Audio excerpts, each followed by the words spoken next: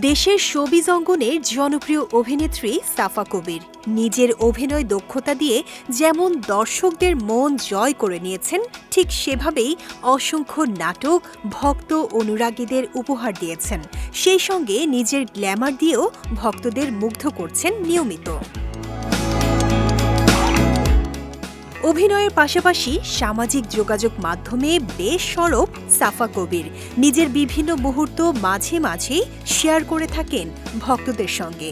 দেশের ফ্যাশনিস্তা অভিনেত্রী হিসেবে পরিচিত সাফা কবিরের সাজ পোশাক সবসময় এগিয়ে।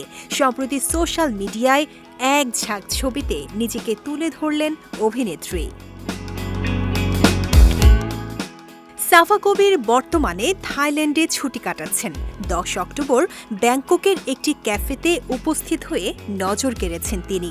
এদিন তার পরনে ছিল সাদা ও গাঢ় নীল রঙের একটি ফ্লোয়িং গাউন, যা পাতার মতো নকশা দিয়ে সাজানো।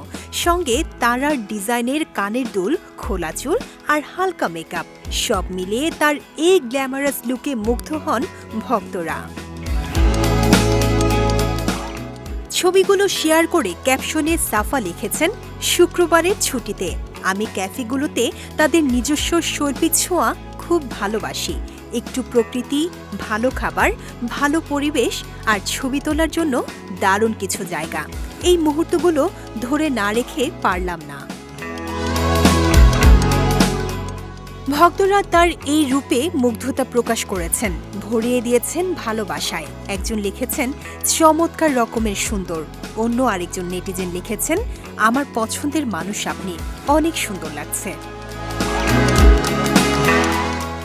এদিকে বিগত বছরে বেশ ভালো কিছু কাজ করলেও শেষের দিকে মাদকের সঙ্গে নাম জড়িয়ে সমালোচিত হন সাফা কবির।